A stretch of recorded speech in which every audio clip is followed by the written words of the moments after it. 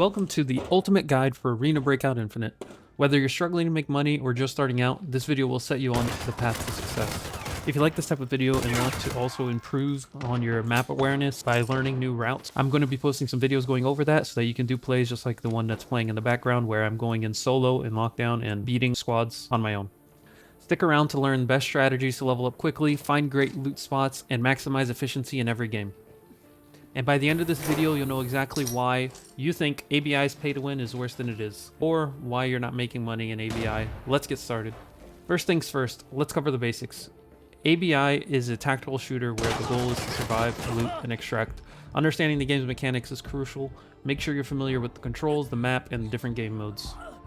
Of course, you can't do anything if you have no FPS in your game. So here are the best settings so that you can have maximum performance in your game. If anything, pause the screen and adjust your settings, but let's move on to the next one. Of course, when you first start off the game, you need to level up. So now we're going to go over the most efficient route so you can level up quickly. Yep. Yeah, so you always when you spawn, come to this bridge, kill the guy here, get his Mosin, and then just run and extract. Okay. You just need to do that 3 times and you'll already level up like crazy. And so first 3 missions all have to do with extracting with money, extracting with the weapon. This is the easiest route. Goes without saying, you're doing missions so that you level up fast, and that's why you just go in, get the mission done, extract. And check this safe too, Kevin. I always go to that one because yo, look at this. Look at what I just found. No fucking way. No fucking way. No fucking way. What is that red thing, bro? No fucking way. Oh my god, bro! No fucking way. 1.4 mil, bro! No fucking way. No. Oh, out of there. So first thing new players will want to do is go over to the events tab. You'll go through all of these, collecting all of them, and then you'll see the follow us. I'm just going over follow us because this is the one that has been causing a lot of confusion for everybody. So you'll have to click to view our accounts on all of these. You can follow them then once you click that, and then for you to actually redeem it, you have to go and click the item. You see it gives a little highlight each time, and then once you click them, you'll get the check mark and it'll show up in your mail or already in your storage. One of the most important things you unlock at level 3 is your contact Deacon Vincent. It's you. Run into trouble. You'll come here and you'll see that every 8 hours it resets 3 times a day. You'll have to go through each item, like guns like this. You'll have to check how much it costs here. It's 60k for you to exchange if you don't have the item, and then you'll go to gunsmith. You always want to go and start assembling. Don't just go off that 60k there. Assemble from scratch. It's actually 64, so you're not really making much money. And then everything else, do the search, and then you can exchange, because that tells you how much is in the market. 22k, but you're getting it for 20, and you're getting 3 of them. See down here, just like these mags, you get 5 of them at 27k. That's almost like 180k, 200k, something like that. So you're making some money there. This helmet, there's only one of, 63k for 15. This is like 80k, yeah, 84. You're getting it for 32. So just do these every 3 times a day and you'll make all your money, and this game will be easier. Time we go over why you are not making money on ABI and why you're being inefficient when looting. One of the first things to check is backpacks. Since everyone needs to wear a backpack, you'll need to loot backpacks. You don't know which one's which one's better. See, this one's 18k, this one's 26, this one's 30, 32. Which one do you think is better? Actually, this one out of all those. Even though it's the second cheapest one, it's the best one. You don't have to take my word for it, I'll show you soon. But then, like down here, which one do you think is better out of these two? This one is, not this one. And I'm going to show you why. So you can see here that your storage is 10 slots across, and then it's these backpacks are, so that means these backpacks are each 5 across, and they are 2, 4, 6 down. So they take up 30 slots. And the issue you have is, you see here, once you open the amp assault, it's only 4 across, but like we said, these are both 5 across. So the Chapman gives you the exact 30 slots that you need to put an amp inside of it. Amp assault. See, I already have one inside of it. So if you're going into like a cheap run, like you're playing solos or something, you don't want to spend money on bags, don't bring a bag, and you can just loot the bags off the dead bodies.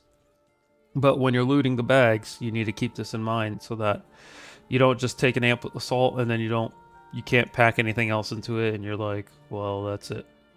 You'll also see another inefficiency that people do is, so let's say you find a Chapman and you find an amp assault, so you put the amp assault inside the Chapman.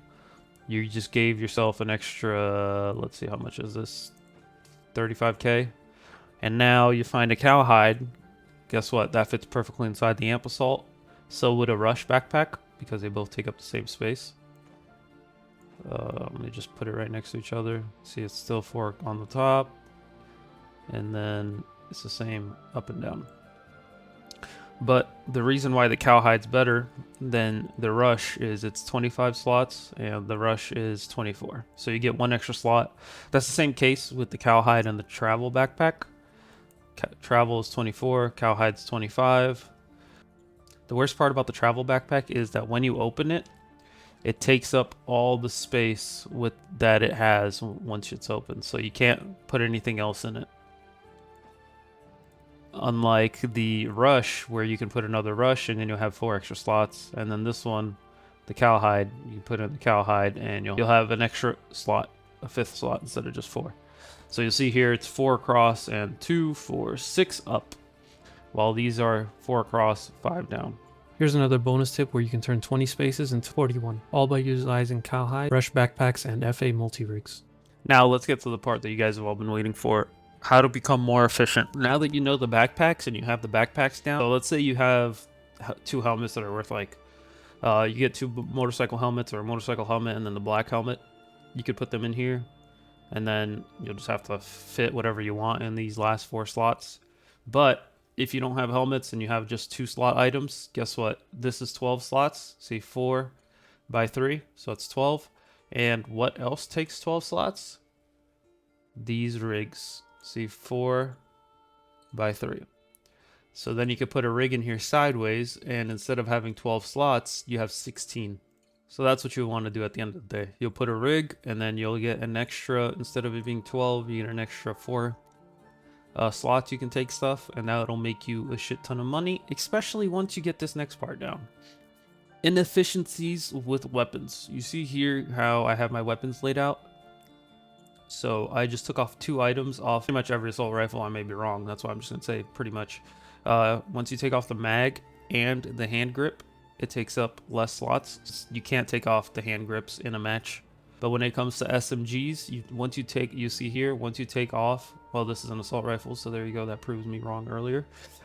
So once you take off the mag, it already takes up way less space, because like you see the MP5, the mag takes up 2 slots, the gun itself took up 6, now it takes up 5 with both separate. And same thing with the ace, it took up 8 slots because it has a foldable stock, and I folded it, and now it takes up 3 and then 2, so it's 5 instead of the 8. Now let's move on to becoming even more efficient with, instead of just removing those little items, sometimes you don't even want to bring back this MP5. It's only 30k, especially since, like, you'll see this one with the sight, it's 80k. So what do you do here? What are you going to take?